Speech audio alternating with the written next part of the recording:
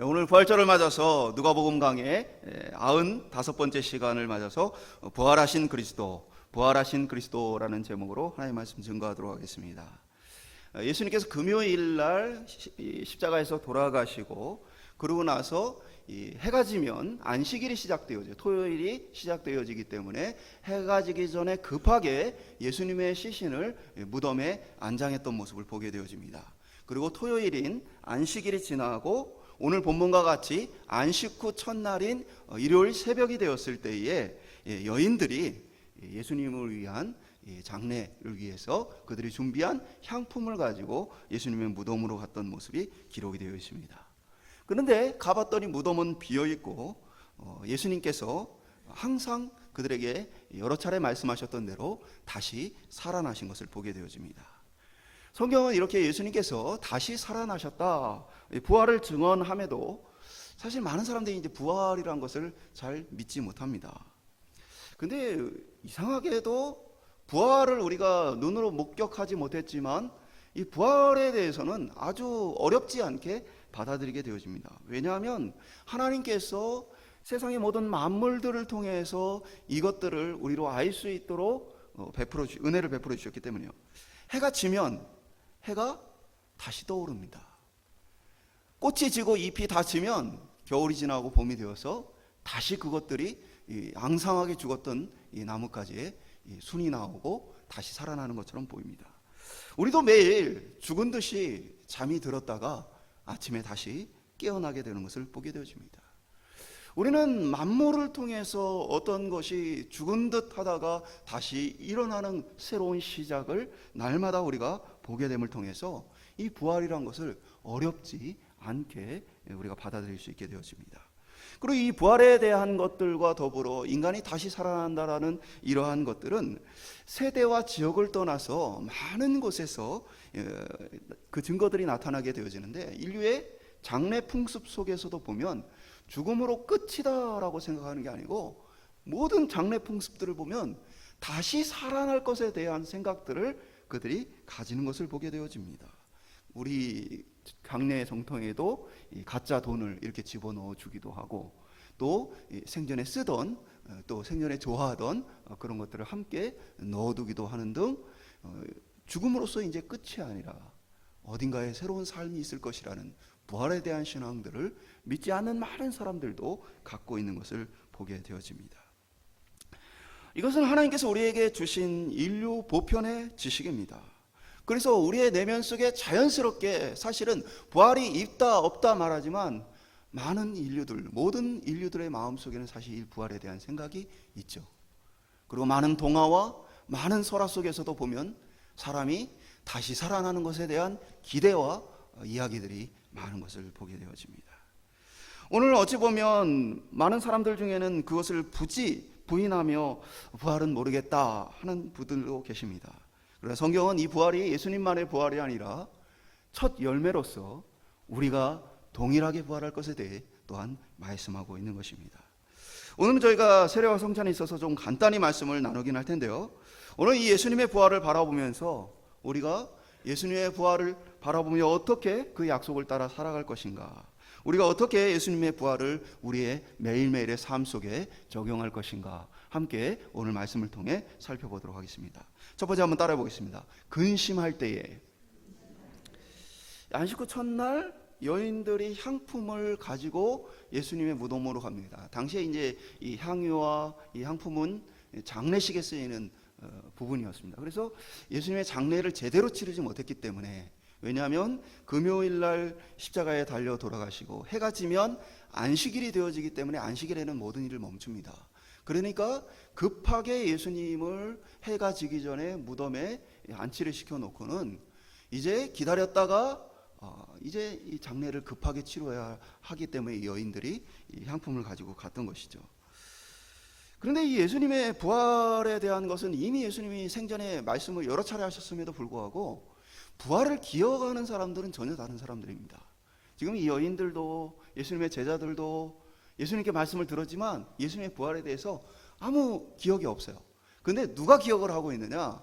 바로 예수님을 십자가에 못 박아 죽도록 선동했던 대제사장들을 비롯한 백성의 지도자들은 예수님이 하셨던 말씀을 기억합니다.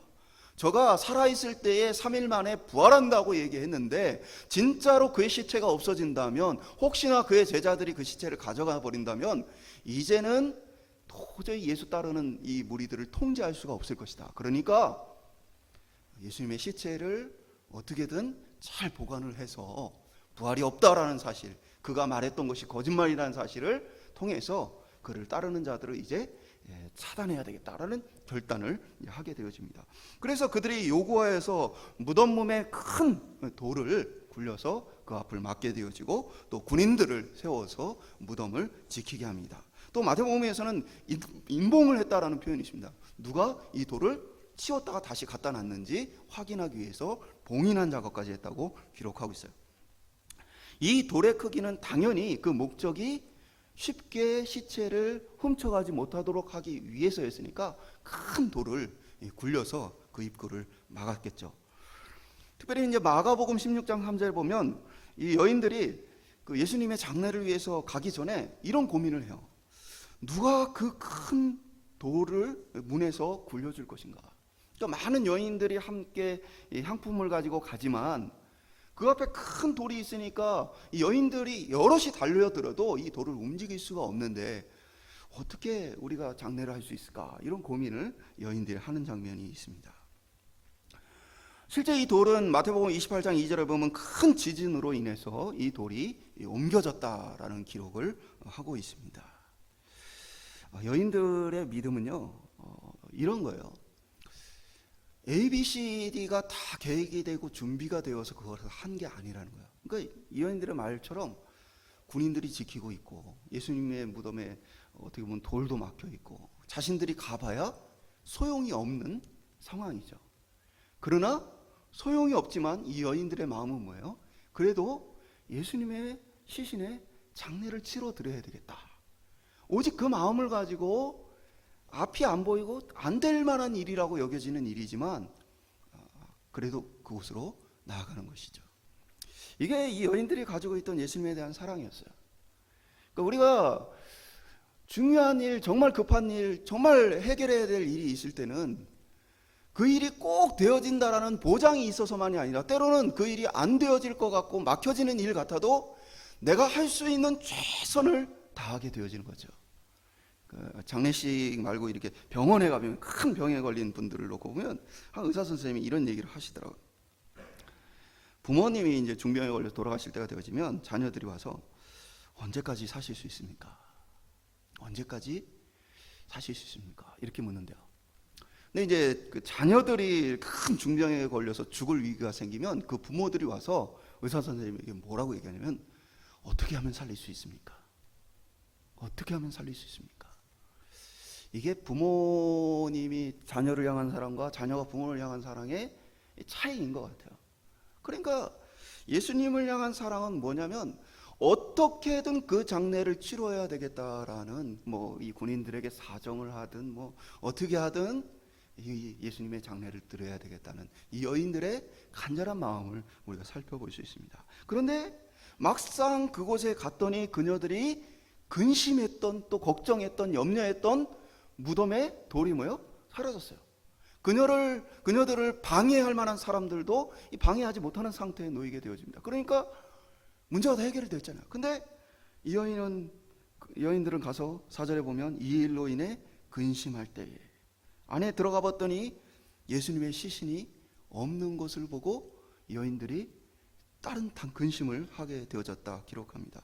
이 근심하다라는 이 단어 자체의 뜻은 길이 없다, 또는 내가 사용할 만한 어떤 자원이 없다라는 뜻을 갖고 있어요. 그러니까 길이 없어졌고, 또 내가 뭔가를 해야 되는데 그것을 위해 준비한 것들이 없어졌다면 어떻게 사람이 당황하겠죠. 그래서 이 단어의 첫 번째 뜻은 당황하다라는 뜻을 가지고 있어요. 그리고 당황할 때 또한 문제를 해결할 수 없음에 근심한다라는 뜻이 함께 파생이 되었습니다. 그러니까 이 여인들은 예수님의 시신이 없어진 것을 보고 당황하고 근심했어요. 근데 사실은 뭡니까? 이 여인들이 당황하고 근심한 이유는 예수님의 시신이 없어졌기 때문이 아니에요. 오히려 사실은 예수님의 말씀을 기억하지 못하고 있기 때문에 당황하고 근심한 것입니다. 예수님은 생전에 자신이 3일 만에 십자가에 달려 죽고 3일 만에 살아날 것을 가르치셨어요. 근데 그 말씀을 기억하지 못하니까 어떻게 한 거예요? 근심한 거예요. 누가복음 9장 22절에 보면 이르시되 인자가 많은 고난을 받고 장로들과 대제사장들과 서기관들에게 버림받아 죽임을 당하고 제3일에 살아나야 하리라 하시고 말씀하셨어요. 그러니까 사실 이 여인들이 예수님이 다시 살아나신다는 이 부활의 사실을 기억하고 그것을 믿고 있었다면 어떻게 반응해야 돼요? 다 갔더니 진짜로 예수님 시신이 없었어요. 그러면 어떻게 해야 돼요? 기뻐해야 돼요. 우와, 정말 우리 예수님이 살아계실 때에 십자가에 죽고 3일 만에 살아날 것을 말씀하셨는데 무덤에 가봤더니 진짜 예수님 살아나셨구나. 그들이 기뻐하고 즐거워해야 돼요. 근데 그들이 기뻐하고 즐거워하지 못하는 이유는 어디 있습니까? 예수님의 말씀을 기억하고 있지 않기 때문입니다.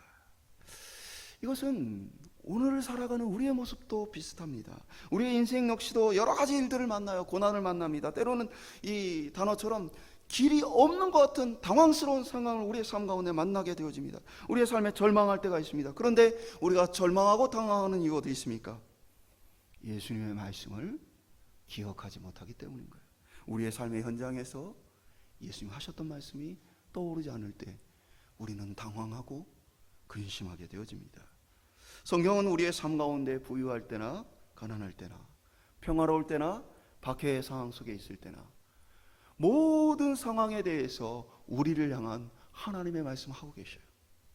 하나님의 말씀이 떠오르고 생각날 때 우리는 그 가운데 하나님이 계획하신 길이 보이고 하나님의 선한 손길이 우리의 능력이 되어진 걸 알게 되죠. 그런데 하나님의 말씀이 떠오르지 않고 생각나지 않게 되어지면 우리는 그 모든 상황에서 근심하고 낙심하고 절망하게 되어진다는 사실입니다. 여인들은 자신들이 장례를 준비하고 장례를 치르기 위해서 돌을 어떻게 옮길까, 그러한 많은 고민들 속에서 그녀에 대해 관심이 다 거기에 있어요. 예수님이 하셨던 말씀은 까맣게 있고 내가 해야 될 일에 그녀들이 집중하고 있는 모습을 보게 되죠. 어떻게 보면 우리가 이 땅에서 많은 것을 행하고 심지어는 주의 일을 하면서도 근심하고 걱정하는 이유는 어디에 있어요? 내가 할 일만 생각하는 거예요. 내가 이것을 해서 섬기고 내가 이렇게 해야 되는데 내가 이 위기를 어떻게 이겨야 하는데 내가 할 것만 생각을 하고 나와 함께 하시는 하나님의 약속을 기억하지 못함에 근심하고 걱정하게 되어지는 거예요. 오늘 혹시 어떤 근심과 걱정 가운데 있다면 오늘 우리의 삶의 길이 눈앞에서 끊어진 것처럼 더 이상의 길이 보이지 않아서 당황스럽다면 우리 삶 가운데 하나님 뭐라고 말씀하시는지 그 말씀을 떠올릴 수 있는 저희들 되게 소망합니다. 찬란한 옷을 입은 두 사람, 성경에는 다른 성경에는 천사라고 기록되어 있는데 이들이 말합니다. 어찌하여 살아있는 자를 죽은 자 가운데서 찾느냐. 갈릴리에 계실 때에 너희에게 어떻게 말씀하셨는지 기억해라. 인자가 죄인들의 손에 넘겨져 십자가에 못 박히고 제3일에 살아나야 한다 가르치시지 않았느냐. 그래서 깨닫지 못하고 알지 못하는 이 여인들, 근심 속에 있는 이 여인들을 향해서 천사들이 뭡니까? 그들이 잊고 있던 일들을 다시 일으켜 세워주는 거죠. 기억나도록 해주는 거죠. 오늘 저와 여러분의 삶 가운데도 하나님의 이 은혜가 있기를 소망합니다. 내가 주의 말씀을 잊어버려서 주님께서 내게 행하시는 일들을 잊어버려서 혼자 당황스럽고 혼자 고민하고 걱정할 때에 주님께서 네가 혼자가 아니다. 내가 너 삶 가운데 함께 있으며 내가 너에게 했던 많은 말들을 기억해라. 주의 은혜가 우리에게 용기를 주고 힘을 주실 수 있기를 간절히 소망합니다. 두 번째 따라해 보겠습니다. 모든 이에게 알리니라. 구절에 보면 여인들은 이 모든 일들을 열한 사도와 또 다른 모든 이들에게 알렸다라고 기록을 하고 있습니다. 그러니까 이 여인들은 예수님께서 약속하신 그 말씀이 떠올랐고 그리고 진짜 예수님 살아나셨구나 라는 사실을 깨닫고는 사람들에게 달려가 알렸던 것입니다. 사도들뿐 아니라 당시 예수님을 따랐던 많은 사람들에게도 이 사실을 알렸습니다. 그런데 고민스러운 건 그렇게 많은 사람이 예수님이 생전에 다시 죽었다가 살아날 것을 말씀하셨는데도 불구하고 하나같이 이들이 그것을 까맣게 잊고 있다는 사실과 더불어 심지어 오늘 말씀에 보면 이 여인들이 다가가 주님의 무덤에 갔더니 시신이 없고 주님이 그 말씀대로 살아나셨다 증언을 하니까 11절에 보면 사도들까지도 허탄한 듯이 들려 믿지 않았다 기록을 합니다. 야, 이렇게 말을 하는데도 믿지 않았다. 허탄한 듯이 들렸다. 허탄하다라는 말은 어떤 뜻이냐면 그 어리석다라는 의미를 갖고 있어요. 그러니까 뭐 우리로 생각하면 어떻게 생각하세요? 여인들이 와가지고 막 예수님 다시 살아나셨다 그러니까 사도들이 예수님을 향해 그렇게 울고 그렇게 힘들어하더니 정말 꿈을 꿨나 아니면 이 여자들이 잠시 뭐 환상을 봤나 그러면서 이 여자들 뭐예요? 철저하게 무시한 거예요. 이 여자들의 증언에 대해서 철저하게 무시한 겁니다. 이거 당시의 사회가 굉장히 가부장적이었기 때문에 그 여인들에 대해서 이렇게 무시한 모습들이 많았어요. 근데 예수님의 이 기쁘고 놀라운 소식은 사람들에게 무시당하는 이 여인들을 통해서 전해지고 선포되었다는 사실이에요. 복음은요, 오늘 이 본문과 같아요. 이 고린도전서에도 보면 이 복음은 어떻습니까? 세상에 유명한 자, 힘 있는 자, 그러한 자들을 통해서가 아니라 세상에서 보잘것없는 우리와 같은 자들을 불러서 주의 복음을 증거하게 하시지 않느냐. 사람들이 보기에는 미련한 전도의 이러한 방식으로 복음을 전하게 하시지 않았느냐 말씀하고 있는 거예요. 잘못된 기독교는 성공을 해가지고 많은 사람들에게 영향을 끼치는 사람이 되어서 복음을 전하는 줄만 압니다. 그러나 복음은 꼭 그렇게 전해지는 것이 아닙니다.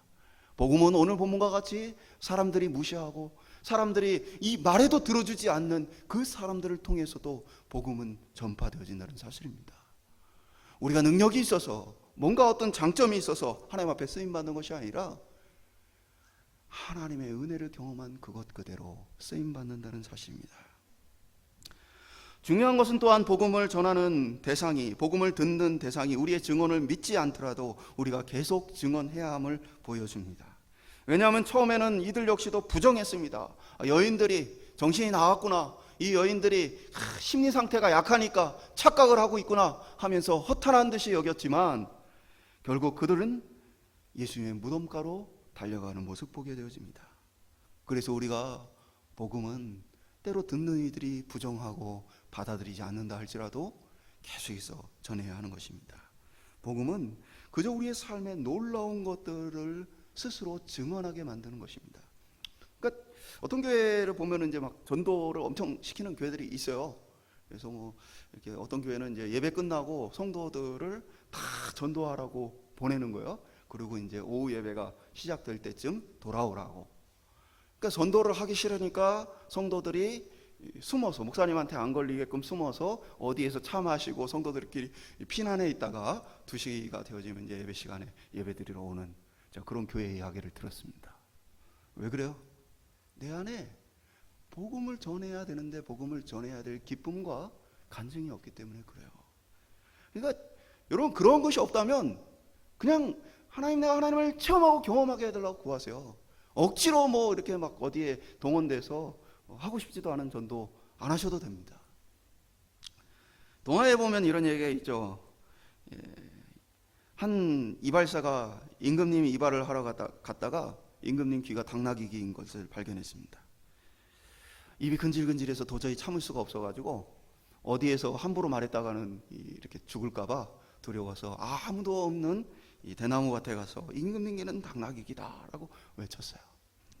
결국에는 이제 누가 외치는지 몰랐는데 이 대나무를 다 임금이 베버려라 했더니 다 뱉는데도 또 대나무가 자라고 계속해서 임금님 귀는 당나귀기다 소문이 퍼져가는 거예요. 이게 전도예요. 이 여인들이 뭐예요? 자신들의 눈으로 예수님 무덤이 빈 걸 봤어요. 그리고 그들이 믿지 않았던, 들었음에도 불구하고 기억하지 않고 믿지 않았던 놀라운 부활의 사건이 일어났어요. 그러니까 이 여인들의 입이 뭐예요? 근질근질한 거예요. 도저히 이거는 참아라, 말하지 마라 해도 말을 안 할 수가 없는 거예요.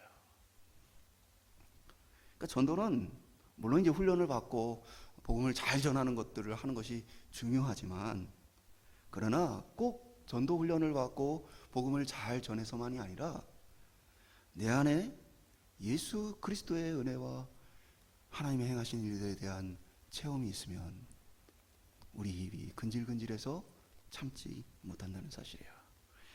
저도 그런 분을 이렇게 만났던 분 중에 특별히 기억나는 분이 계신데, 제가 대학 다닐 때 지하철을 타고 이제 학교를 왔다 갔다 했는데, 지하철을 탔는데 어떤 아주머니가 옆에 자리가 놨더니 탁 앉으시는 거예요. 아주머니가 앉자마자 저를 붙들고는 간증하기 시작하는 거예요. 처음 본 분이에요. 근데 자신이 학교 교사로 있다가 뇌졸중으로 쓰러졌는데 한 달 동안 의식이 없이 있다가 깨어났다. 근데 대부분의 사람들이 이제 뇌졸중으로 쓰러지고 또 이런 과정 속에서는 회복이 잘 안 되어지고 또 몸의 일부가 마비가 되어지는데, 자신은 온전하게 지금 나와서 지금 이렇게 전도를 하러 다닌다. 그러면서 자신이 그 깨어있지 못하는 기간 동안 자신이 하나님 앞에 기도했던 기도들, 그리고 하나님 그것을 들어주셨다는 사실, 그래서 자신이 지금 건강 회복했다는 이 사실을 쉴 사이 없이 막 얘기를 하신 거예요. 그걸 통해서 말하고 싶은 그 충동, 말하고 싶은 그 욕구, 복음은 우리 속에 그 하나님의 은혜가 충만할 때 자연스럽게 흘러나오게 되어지는 것입니다. 기쁘고 즐겁고 감사하면 알리는 거예요. 맛있는 맛집이 있으면 알려주잖아요. 어디가 맛있다. 복음 마찬가지예요. 복음이 귀하고 가치 있으면 그 가치를 내가 느끼면 전하고 알리게 되어진다는 사실입니다. 내 안에 일하시는 하나님의 역사가 날마다 자랑할 수 있는 것이 되어지고, 내 안에 있는 하나님의 역사가 날마다 느껴지고 깨달아지는 저와 여러분의 삶이 되어서 모든 이에게 알리는 저희들의 삶이 될 수 있기를 간절히 축원드립니다. 마지막으로 따라해 보겠습니다. 달려가 들여다보니. 그 여인들이 이렇게 증언을 했는데도 많은 사람들이 믿지를 않습니다. 제자들마저도 허탄한 듯이 여겼죠. 그러나 그 중에 한 사람이 이제 베드로가 예수님의 무덤으로 달려가는 모습 보게 되십니다. 이 요한복음에 보면은 이 예수님의 부활 사건과 관련해 여인들과 제자들 사이에 이게 오고 갔던 이 관계를 훨씬 더 자세하게 설명을 해주고 있습니다. 거기에 보면은 이제 베드로만이 아니라 이 요한, 다른 제자도 함께 달려가는 모습을 보여줍니다. 베드로는 나이가 많고 나이가 어린 이 젊은 제자는 먼저 뛰어들어갑니다. 근데 뛰어갔는데 무덤 앞에서 감히 그 안으로 들어가지 못해요. 이 젊은 제자는. 베드로가 늦게 왔지만 담대하게 그 속으로 들어가자 둘이 함께 들어가 그곳에 예수님이 시신이 없는 사실을 발견하게 되어집니다. 하나님께서 원하시는 건 믿는다 하는 명목적 선언이 아닙니다. 하나님께서 원하시는 건 그 믿음의 실체를 경험하고 체험함으로 그 믿음이 더 분명한 것이 되도록 하는 것에 있습니다. 많은 사람들은 어떻게 보면 허탄하게 이 여인들의 이 간증을 들었던, 고백을 들었던 사람들처럼 그렇게 하나님 말씀을 듣습니다. 믿는다 하지만 실제로 자기의 삶에는 그 하나님 말씀을 적용하지를 않습니다. 믿는다 하지만 세상의 지혜를 하나님의 말씀보다 더 확실한 것으로 믿고 그것을 의지하는 모습을 보게 되어집니다. 그러면서 하나님 말씀대로 전하고 따르는 사람들을 향해서 세상 사람들은 비정상적이고 이해할 수 없는 사람들이다 라고 생각을 하게 되어집니다. 많은 사람들이 믿는다 하지만 믿지 않기 때문에 하나님은 어떻게 하기를 원하셔요? 들여다봐라, 시험해 보시라고 하시는 모습 보게 되어집니다. 성경에 보면 하나님께서 시험해 봐라 라고 하시는 구절들이 몇 개 있는데, 대표적으로 말라기 3장 10절에 보면 만군의 여호와가 이르노라 너희의 온전한 11조를 창고에 들여 나의 집에 양식이 있게 하고 그것으로 나를 시험하여 내가 하늘 문을 열고 너희에게 복을 쌓을 것이 없도록 붙지 아니하나 보라. 테스트 해보라는 거죠. 도저히 믿지를 않고 도저히 따르지를 않으니까 한번 테스트를 해봐라 라고 얘기하시는 거죠. 요한복음 20장 27절에 보면 도마에게 이르시되 내 손가락을 이리 내밀어 내 손을 보고 내 손을 내밀어 내 옆구리에 넣어보라. 그리하여 믿음이 없는 자가 되지 말고 믿는 자가 되라. 그래서 예수님이 살아나셨다고 그러는데 도마는 안 믿는 거예요. 나머지 제자들도 다 예수님 살아나셨다는데 도마는 나는 안 믿는다 라고 하니까 예수님 뭐예요? 차라리 나를 테스트해봐라. 손가락 넣어보고 만져보고 이게 그 못자국인지 확인해보고 내가 지금 살았는지를 확인해봐라 라고 얘기하는 거예요. 그러면서 믿음 없는 자가 되지 말고 믿는 자가 되라. 오죽 주님이 답답하시면 시험해보라고 하셨을까요? 정말 그 말씀이 맞는지 확인해 보라고 하셨을까요? 오늘 우리의 삶도 마찬가지입니다. 하나님은 그냥 믿어라고 말씀하시는 분이 아니라 우리를 향해서 그 하나님의 말씀이 진짜인지 아닌지 너희들 삶 가운데 테스트해 보라고 하시는 거예요. 하나님의 말씀대로 따라 살아보려고 노력을 해보라고 말씀하시는 거예요. 그러면 진짜 하나님의 돌보심과 하나님의 말씀에 그것이 사실인지 아닌지 내가 너에게 증명해 주겠다. 주님은 말씀하시는 거죠. 그러나 많은 사람들은 확인하려고 하지 않습니다. 12절에 모든 제자들이 이 여인들의 말을 허탄한 말로 여길 때 베드로와 요한이 달려가 예수님의 시체의 모습을 확인하는 것을 보게 되어지죠. 사랑하는 여러분, 오늘 우리의 삶에 중요한 것은 하나님의 말씀을 믿는다 안 믿는다라는 선언보다도 우리의 삶에 확인해 보는 것입니다. 기도를 해보고 간구해보고 하나님께 맡겨보고 하나님의 도우심을 구해보고, 그러면서 우리의 삶 가운데 하나님이 진짜 살아계신지, 우리의 삶 가운데 진짜 개입을 하고 계신지, 이러한 삶의 간증과 고백들을 통해서 우리의 신앙이 더욱 분명하고 확실해진다는 사실입니다. 우리에게 중요한 것은 말씀을 삶으로 확인해 보는 신앙입니다. 당장 그때그때 하나님 말씀이 다 깨달아지지 않고 이해되지 않더라도 주의 말씀을 확인해 보는 이 신앙은 의미 없이 모든 것을 우연으로 여기거나 그저 행운으로 여기는 사람과 달리 하나님이 내 기도에 응답하셨구나, 하나님은 그때 나와 함께 하셨구나, 하나님이 지금 나를 돕고 계시는구나, 믿음대로 사는 이에게 믿음의 체험이 있는 줄 믿습니다. 말씀 맺도록 하겠습니다. 예수님께서는 그 말씀하신 대로 십자가에 달려 죽으시고 3일 만에 부활하셨습니다. 그러나 대부분의 사람들, 특히 믿는다 하는 사람들은 예수님의 말씀을 기억하지 못했고 예수님의 부활에 오히려 근심하는 모습을 보였습니다. 하나님께서는 우리가 이 모든 일들을 말씀을 기억하고 우리의 삶을 통해 체험하기를 원하십니다. 우리에게 하나님의 살아계심을 보여주시기를 원하고 오히려 믿는 자가 되게 하시기를 원하십니다. 제가 처음 와서 이 아브라함의 모습을 통해서 우리의 믿음의 과정, 믿음의 선조의 과정을 살펴봤는데, 그때 보면 아브라함이 완전한 믿음을 가지고 시작한 게 아닙니다. 그의 인생에 하나님을 배신하고 부정하고 하나님을 믿지 않았던 모습들이 계속해서 드러남에도 불구하고 하나님이 믿을 수 있도록 아브라함에게 일하시죠. 아내를 누이라 속여 있는데 복을 받습니다. 많은 재물을 얻게 되어집니다. 하나님이 도와주심을 경험하게 되어집니다. 그것을 통해서 하나님이 나를 지켜주신다는 이 약속이 거짓말이 아니구나 라는 사실을 알게 되어집니다. 그런데 그러한 것이 한 번만 나타나는 것이 아니라 또 반복되어 나타납니다. 아브라함도 우리와 똑같은 불신앙의 마음을 가진 사람이었습니다. 흔들리는 갈대와 같은 사람이었습니다. 그러나 하나님께서 그의 삶 가운데 개입하셔서 살아계심을 보여주시고 하나님의 능력과 그 약속을 신실하게 지키시는 모습을 계속해서 보여주심을 통해 그로 하여금 위대한 믿음의 고백을 하게 하셨다는 사실입니다. 오늘 저와 여러분이 하나님의 말씀을 들여다보고 정말 우리의 삶에 하나님의 약속이 성취되는 것을 체험할 수 있기를 소망합니다. 그리고 그러한 체험과 기쁨이 우리의 삶에 넘쳐날 때 자연스럽게 내가 만난 주님에 대한 간증과 내 삶의 변화에 대한 간증과 내 안에 나타나는 하나님의 은혜들을 나눌 수 있는 저와 여러분 되시길 소망합니다. 그래서 오늘 예수님이 부활하신 이 기쁨이 우리의 첫 열매, 우리 부활의 약속이라고 성경은 말하고 있습니다. 오늘 이 부활을 바라보면서 우리도 이 땅의 슬픔과 괴로움과 수고로 끝나는 인생이 아니라 다시 주님과 같이 부활할 것을 소망하며 주님의 부활이 우리의 기쁨 되어지고, 또한 이 땅에 살아가는 매일매일의 삶 속에 그 부활하신 주님이 우리와 함께 하심을 날마다 경험하고 선포하는 저와 여러분 될 수 있기를 주님의 이름으로 간절히 축원드립니다.